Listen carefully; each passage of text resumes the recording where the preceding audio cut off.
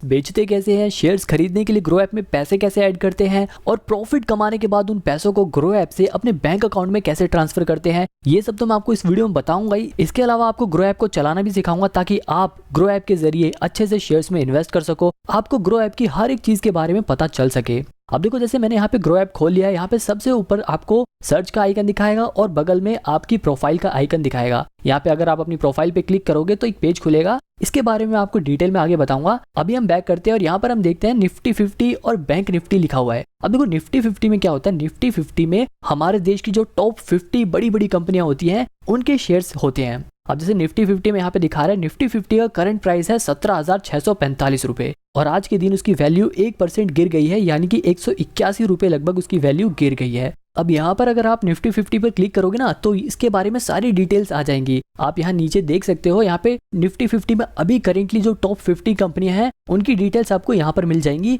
यहाँ पे लिखा है ना, ये रिलायंस, TCS, HDFC बैंक, ऐसी जो टॉप 50 कंपनियां हैं वो निफ्टी 50 में है और उन सभी की डिटेल्स यहाँ पर आपको दिखा रहा है। यहाँ पर हम इसे बैक कर देंगे।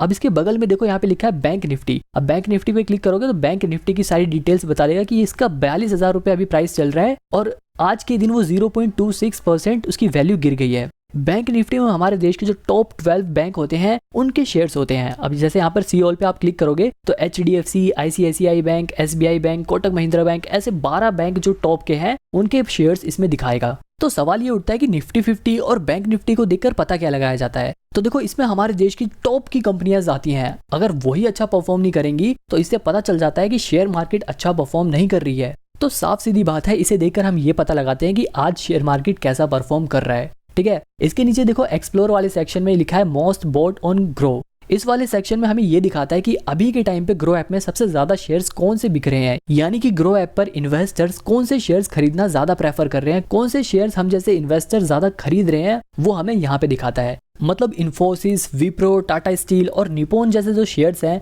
उन्हें अभी लोग ज्यादा खरीद रहे हैं। अब नीचे यहाँ पे देखो, यहाँ पे लिखा है प्रोडक्ट्स एंड टूल, यानी कि ग्रो ऐप आपको कौन कौन सी चीजों में इन्वेस्ट करने के लिए ऑप्शंस प्रोवाइड कराता है। जैसे अगर आप फ्यूचर एंड ऑप्शंस में इन्वेस्ट करना चाहते हो तो आपको यहाँ पर क्लिक करना होगा। अगर आप इंट्राडे ट्रेडिंग में इन्वेस्ट करना चाहते हो तो आपको यहाँ पर क्लिक करना होगा। और अगर आप ऑल स्टॉक्स पे क्लिक करोगे तो आपके पास जितने भी स्टॉक शेयर मार्केट में लिस्टेड हैं वो सारे शेयर्स दिखा देंगे। यहाँ पे वो सारे शेयर्स अवेलेबल है, आप नीचे स्क्रॉल करके देख सकते हो। और इसके बगल में एक है IPO का सेक्शन। IPO में क्या होता है, जब कोई कंपनी पहली बार पब्लिक से शेयर्स के बदले में पैसा मांगती है तो वो IPO में दिखाता है। तो यहाँ पर अगर किसी कंपनी का IPO आता है तो वो ओपन में दिखाएगा। और इस क्लोज वाले सेक्शन में देखो एवलॉन टेक्नोलॉजीज का एक IPO दिखा रहा है। इसका मतलब ये है कि अभी जल्दी ही इस कंपनी का IPO बंद हुआ है। इसके अलावा आप अपकमिंग में आने वाले IPOs के बारे में भी देख सकते हो। जैसे यहाँ पे मामा अर्थ, गो डिजिट, गो एयर, ओयो जैसे जो फेमस कंपनियां हैं उनका IPO आने वाला है। जैसे ही इनके IPO की डेट अनाउंस हो जाएगी वो यहाँ ओपन वाले सेक्शन में आ जाएगा, जहां से आप IPO में इन्वेस्ट करने के लिए अप्लाई कर सकते हो। अब इसके नीचे आप गेनर्स और लूजर नाम का ये सेक्शन देख सकते हो। गेनर्स में क्या आता है, आज के दिन शेयर मार्केट में जिन कंपनियों के शेयर प्राइस ने सबसे ज्यादा उछाल ली है, यानी कि सबसे ज्यादा जिन कंपनियों का शेयर प्राइस बढ़ा है, जैसे कि यहाँ पे लार्ज लिखा है तो लार्ज कैप यानी कि जो बहुत बड़ी कंपनियां होती हैं उन कंपनियों में से किस कंपनी का शेयर प्राइस सबसे ज्यादा बढ़ा है वो यहाँ पे दिखा रहा है। जैसे कि नेस्ले इंडिया का शेयर प्राइस 20,199 रुपए है और उसका प्राइस आज के दिन ही 3.70% बढ़ गया, यानी कि 730 रुपए लगभग बढ़ गया है। और यहाँ पर आप देख सकते हो कि इसका शेयर प्राइस थोड़ा बहुत घट बढ़ रहा है। ऐसे ही इंटरग्लोब एविएशन नाम का एक और शेयर दिखा रहा है। अडानी ग्रीन का भी दिखा रहा है कि आज के दिन 22 रुपए उसका शेयर प्राइस बढ़ा है। अब देखो, इस लार्ज, मिड और स्मॉल का मतलब क्या होता है। स्मॉल कैप में हमें छोटी कंपनियां दिखाती हैं जिनका मार्केट साइज थोड़ा छोटा होता है।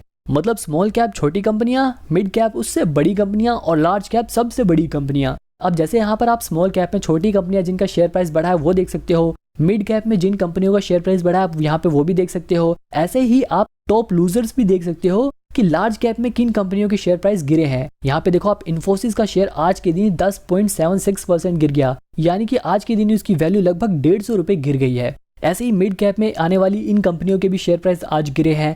स्मॉल कैप में आने वाली सोनाटा सॉफ्टवेयर्स और बालाजी एमिनीज जैसी कंपनियों के शेयर प्राइस आज के दिन लगभग 4-5% गिर गए हैं। तो मतलब गेनर्स में हम ये देख सकते हैं कि किन कंपनियों का शेयर प्राइस बढ़ा है और लूजर में हम ये देख सकते हैं कि किन कंपनियों का शेयर प्राइस गिरा है। इसके नीचे एक मार्केट न्यूज का सेक्शन दिखाता है जिसमें शेयर मार्केट से रिलेटेड कुछ जरूरी न्यूज भी मिल जाती है। तो ये एक्सप्लोर वाले सेक्शन में बस इतना ही था। अब अगर आपको किसी शेयर के बारे में सर्च करना है तो वो आप कैसे करोगे। जैसे अभी हम यहाँ पर रिलायंस इंडस्ट्रीज का शेयर खोल लेते हैं, क्योंकि रिलायंस एक बहुत बड़ी कंपनी है। सबसे ऊपर यहाँ पर आपको उसका करंट प्राइस दिखा देगा। जैसे यहाँ पर इसका करंट प्राइस 2370 रुपये है और आज के दिन उसकी जो वैल्यू है वो 0.6% बढ़ी है, यानी कि लगभग 14 रुपये उसका शेयर प्राइस बढ़ा है। अब एक दिन के बगल में यहाँ पे 1 वीक का भी लिखा है। आप इस ऑप्शन पे क्लिक करोगे तो एक हफ्ते में इस कंपनी ने कैसा परफॉर्म किया है वो दिखा देगा।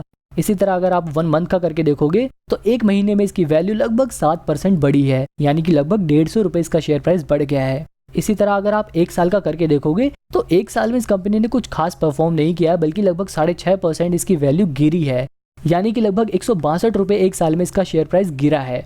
इसीलिए बोलते हैं कि जब भी आप शेयर को खरीदो तो लंबे समय के लिए खरीदो। लंबे समय का मतलब 5-7 साल से ऊपर के लिए खरीदो। अब आप यहाँ पर 5 साल का क्लिक करके देखोगे तो 5 साल में 154% इसकी वैल्यू बढ़ी है, यानी कि लगभग 1400 रुपये इसकी वैल्यू बढ़ गई है। सोचो कितना ज्यादा प्रॉफिट हुआ है। अब अगर आप ऑल में करके देखोगे तो यहाँ पर आप देख सकते हो इसकी वैल्यू जो है वो 4470% लगभग इसकी वैल्यू बढ़ गई है, यानी कि लगभग 2300 रुपये इसकी वैल्यू बढ़ गई है। आप यहाँ पे क्लिक करके देखोगे तो यहाँ पे ईयर वाइज इसकी वैल्यू भी दिखा रहा है। अब यहाँ पर हम सबसे पीछे जाते हैं और यहाँ पे देखते हैं 2002 में इसका जो शेयर प्राइस था वो लगभग 50 रुपये था और आज के टाइम पे वो शेयर लगभग 2300 रुपये का हो गया है। सोचो कितना ज़्यादा प्रॉफिट है। मतलब अगर किसी ने इस शेयर में 20-21 साल पहले सिर्फ 500 रुपये लगाए होते तो उसकी वैल्यू लगभग 23,000 रुपये हो गई होती, और अगर किसी ने इसमें सिर्फ 5,000 रुपये लगाए होते उस टाइम पर तो आज उसकी वैल्यू लगभग 2,30,000 रुपये हो गई होती। और अगर उस टाइम पर किसी ने इस कंपनी के 10,000 शेयर्स खरीद लिए होते तो आज वो आदमी करोड़पति होता। तो मतलब यही है कि इस टाइमलाइन को देखकर आप इस कंपनी की पास्ट परफॉर्मेंस से लेकर उसकी करंट परफॉर्मेंस तक को पता लगा सकते हो। अब आप यहाँ पर कोने में देख सकते हो, यहाँ पर लिखा है ऑयल एंड गैस फ्यूल्स। ये क्या है, यानी कि जो ये कंपनी है ये क्या करती है, ये किस कैटेगरी में है। तो ये company oil gas and fuel category से बिलोंग करती है। जैसे अभी मैं आपको यहाँ पर कोलगेट का शेयर दिखाता हूँ। तो कोलगेट का शेयर अगर आप देखोगे तो कोलगेट क्या है, कोलगेट एक पर्सनल प्रोडक्ट है जिसे हम यूज करते हैं अपनी डेली लाइफ में। तो देखो उसकी कैटेगरी यहाँ पर पर्सनल प्रोडक्ट दिखा रहा है। ऐसे अगर आप टाटा स्टील को देखोगे तो स्टील क्या है, एक मेटल है। तो टाटा स्टील जो कंपनी है वो मेटल एंड माइनिंग कैटेगरी की है। आई होप अब आपको ये कैटेगरी समझ आई होगी। अब वापस हम अपने रिलायंस वाले शेयर पे ही चलते हैं। इसके नीचे है ओवरव्यू। ओवरव्यू में आप देख सकते हो परफॉर्मेंस लिखा हुआ है। परफॉर्मेंस मतलब आज के दिन इस कंपनी के शेयर की वैल्यू सबसे ज्यादा कितनी बढ़ी है वो टुडेज हाई में दिखाएगा, और आज के दिन उस शेयर की वैल्यू सबसे ज्यादा कम कितनी हुई है वो चीज हमें टुडेज लो में दिखाएगा। इसी तरह से अगर आप 52 वीक्स का देखोगे, यानी कि पिछले 1 साल में इस शेयर की वैल्यू सबसे ज्यादा कितनी बढ़ी है वो हमें यहाँ पर दिखाएगा, और पिछले 1 साल में इस शेयर की वैल्यू सबसे कम कितनी हुई है वो हमें यहाँ पे दिखाएगा। जैसे कि पिछले 1 साल में रिलायंस की सबसे कम वैल्यू 2180 रुपये हो गई थी, और पिछले 1 साल में इसकी हाईएस्ट वैल्यू कितनी पहुंच गई थी, 2856 रुपये। अब यहाँ पे थोड़ा और नीचे आएंगे तो मार्केट डेप्थ नाम से ये पोर्शन दिखाएगा। यहाँ पे लिखा है बाय ऑर्डर्स और सेल ऑर्डर्स, यानी कि आज के दिन कितने % बायर्स इस शेयर को खरीदना चाहते हैं और आज के दिन कितने % इन्वेस्टर इस शेयर को बेचना चाहते हैं वो हमें यहाँ पे दिखा रहा है। जैसे यहाँ पर लगभग 70% जो इन्वेस्टर हैं वो अपने शेयर को बेचना चाहते हैं, और किस वैल्यू पे बेचना चाहते हैं वो हमें यहाँ पे आस्क प्राइस में दिखा रहा है। जैसे यहाँ पर 2371 रुपए पे लगभग 600 लोग अपना शेयर बेचना चाहते हैं। वहीं आप ये देख सकते हो कि कितने लोग बाय करना चाहते हैं। लगभग 30% इन्वेस्टर इस शेयर को खरीदना चाहते हैं, और वो कितने प्राइस में खरीदना चाहते हैं वो भी हमें यहाँ पर नीचे दिखा रहा है। जैसे लगभग 370 रुपए में इतने लोग खरीदना चाहते हैं, और इसके नीचे टोटल एग्जैक्ट क्वांटिटी भी दिखा रहा है कि लगभग कितनी क्वांटिटी लोग खरीदना चाहते हैं, यानी कि लगभग 2,57,000 शेयर्स लोग खरीदना चाहते हैं, जबकि लोग 6,15,000 शेयर बेचना चाहते हैं। तो इसे देखकर हम ये पता लगाते हैं कि कितने लोग शेयर बेचना चाहते हैं और कितने लोग शेयर खरीदना चाहते हैं। अब इसके और नीचे आओगे तो यहाँ पर एक्सपर्ट रेटिंग लिखा हुआ है, यानी कि एक्सपर्ट्स का क्या मानना है।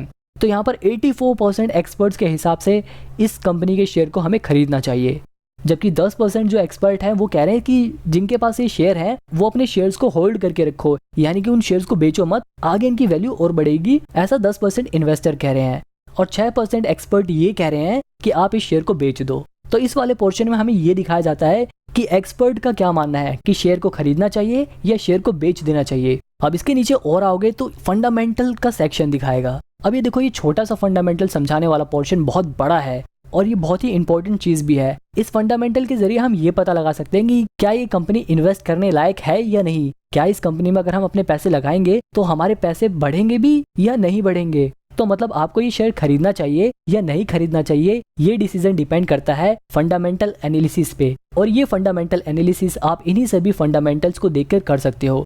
लेकिन ये करना कैसे है, ये सीखने के लिए आप मेरी ये वाली वीडियो देख सकते हो, जिसमें मैंने काफी डिटेल में और काफी सिंपल तरीके से फंडामेंटल एनालिसिस करना सिखाया है। हालांकि अभी मैं इस वीडियो में आपको ये एनालिसिस करके नहीं दिखा सकता, क्योंकि ये थोड़ा बड़ा प्रोसेस है, और अगर इसी वीडियो में हम ये करने लग गए तो ये वीडियो बहुत बड़ी हो जाएगी। नीचे हम यहाँ पर फाइनेंशियल्स देख सकते हैं, यहाँ से हम पिछले कुछ सालों में कितनी कमाई हुई है वो देख सकते हैं। इसी तरह हम प्रॉफिट भी देख सकते हैं कि रेवेन्यू में से एक्सपेंस को माइनस करने के बाद जो कंपनी के पास प्रॉफिट बचा, यानी कि कंपनी के पास जो मुनाफा बचा वो कितना है, हम ये देख सकते हैं यहाँ से।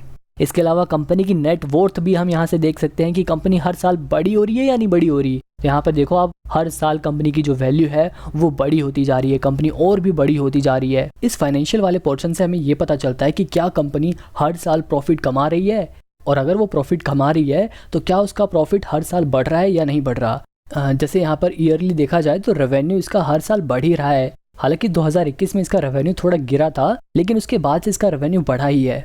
अब इसके नीचे देखेंगे लिखा है अबाउट कंपनी। अब इस वाले पोर्शन पर अगर करोगे तो कंपनी की डिटेल्स आपके पास आ जाएंगी। जैसे रिलायंस इंडस्ट्रीज का अभी के टाइम पे जो CEO हैं वो मुकेश अंबानी है, तो यहाँ पर वो लिखा हुआ है, और ये कंपनी 1973 से है वो भी लिखा हुआ है।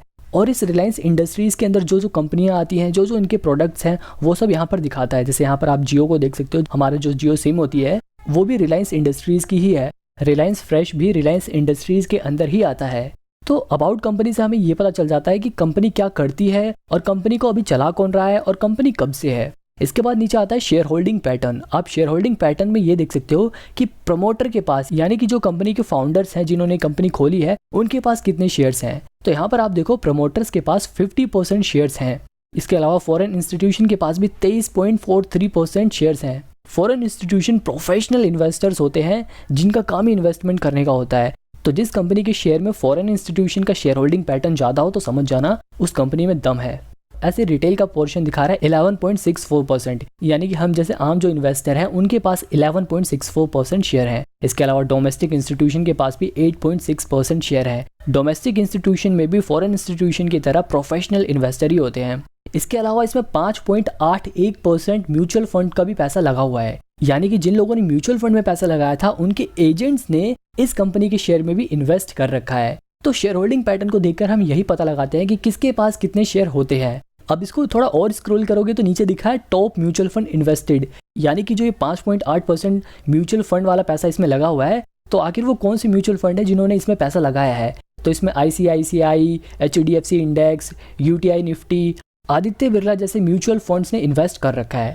अब इसके थोड़ा और नीचे आते हैं और यहाँ पर हम देखते हैं सिमिलर स्टॉक्स, यानी कि रिलायंस इंडस्ट्रीज जैसी और भी कंपनियों के जो शेयर्स हैं वो हमें यहाँ पे दिखाता है। जैसे यहाँ पर ऊपर आपने देखा था कि ये company oil gas and fuel category से है, तो ऐसे ही नीचे यहाँ पर उसके सिमिलर स्टॉक्स दिखा रहे हैं, सिमिलर ऐसी कंपनियों के शेयर्स दिखा रहा है। जैसे यहाँ पर इंडियन ऑयल कॉर्पोरेशन का शेयर भी दिखा रहा है, भारत पेट्रोलियम का शेयर दिखा रहा है। इंडस्ट्रीज से मिलती जुलती जो कंपनियां हैं उनके शेयर्स यहाँ पे दिखाएगा, उनके शेयर का प्राइस यहाँ पे दिखाएगा।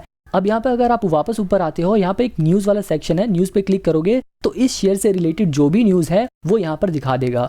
अब इसके बगल में इवेंट का सेक्शन दिया हुआ है, इवेंट में शेयर से रिलेटेड जो जो चीज़ें हुई हैं वो दिखाता है। जैसे बोनस एंड स्प्लिट, अगर इस कंपनी ने बोनस शेयर इशू किया होगा तो वो भी यहाँ पे दिखाएगा। अगर ये कंपनी डिविडेंड देगी तो वो भी यहाँ पे दिखाएगा। अगर इनकी एनुअल मीटिंग होगी, कुछ भी अनाउंसमेंट होगी तो वो सब यहाँ पे हमें दिखाता है। जैसे यहाँ पर 20 जनवरी 2023 को बोर्ड मीटिंग हुई थी इनकी, तो उसकी अनाउंसमेंट यहाँ पर हुई थी। तो इसी तरह थोड़ा और नीचे करोगे तो यहाँ पर 18 अगस्त 2022 को इन्होंने डिविडेंड दिया था, तो उसकी अनाउंसमेंट इन्होंने यहाँ पे करी थी।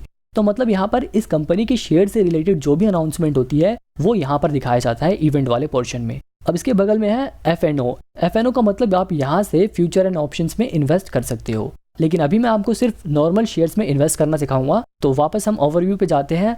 अब अगर मेरे को ग्रो ऐप में शेयर खरीदना है तो मैं वो शेयर कैसे खरीदूंगा। तो देखो, ग्रो ऐप में अगर आपको शेयर खरीदना है तो सबसे पहले आपको इसमें पैसे ऐड करने पड़ेंगे। तो हम वापस बैक करते हैं और वापस होम स्क्रीन पे पहुंच जाते हैं। अब देखो यहाँ पर अपनी आप प्रोफाइल पे क्लिक करोगे ना तो यहाँ पर ये वाला सेक्शन खुल जाएगा। यहाँ पे देखो ऐड मनी वाले पोर्शन में ना, यहाँ पे मेरे पास अभी 1199 रुपये दिखा रहा है। अगर मेरे को इसमें पैसे ऐड करने हैं तो मैं वो कैसे करूंगा, मैं यहाँ ऐड मनी वाले पोर्शन पे क्लिक करूंगा। अब मेरे को जितने भी रुपए यहाँ पर ऐड करने हैं मैं वो अमाउंट डाल देता हूँ। सपोज करो मेरे को यहाँ पर 100 रुपये ऐड करने हैं। आप 100 रुपये से कम ऐड नहीं कर सकते, इससे ज़्यादा आप ऐड कर सकते हो। तो मैं यहाँ पे 100 रुपये ऐड करके दिखाता हूँ। अब यहाँ पे देखो बाय डिफॉल्ट नेट बैंकिंग का ऑप्शन दिखा रहा है, लेकिन मेरे को नेट बैंकिंग से पैसे ऐड नहीं करने, मेरे को UPI से पैसे ऐड करने हैं। तो मैं यहाँ पे जो एरो है ये यहाँ पे क्लिक करूंगा यहाँ पे क्लिक करते ही ऑप्शन खुल जाएगा पेमेंट ऐड करने का। तो यहाँ पर मैं अपने पेटीएम की यूपीआई आईडी से पैसे ऐड करना चाहता हूँ, तो मैं इस पर ऐड 100 पे कर दूंगा। ये थोड़ा लोड होगा।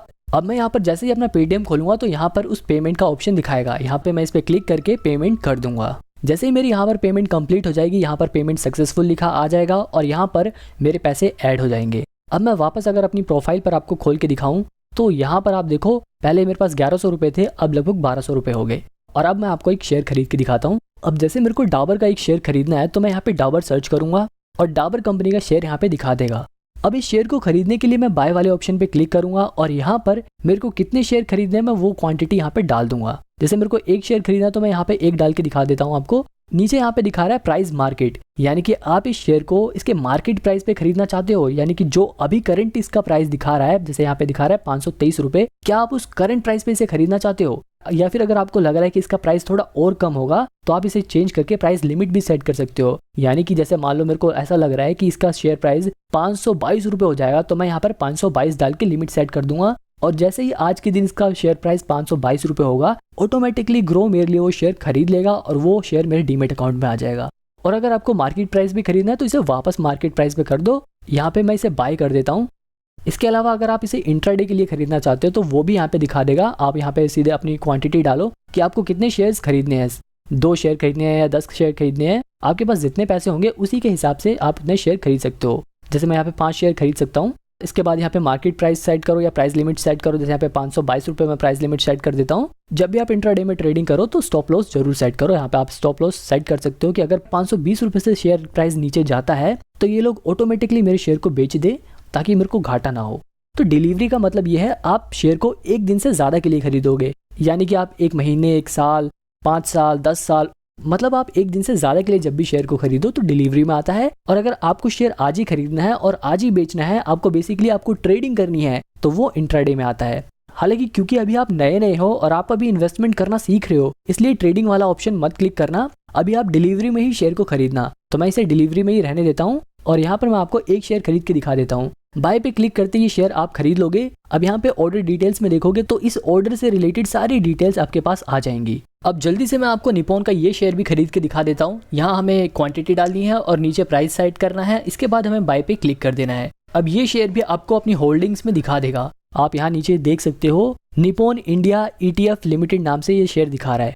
अब मान लो अगर आपको ये शेयर बेचना है तो आप इसे बेचोगे कैसे?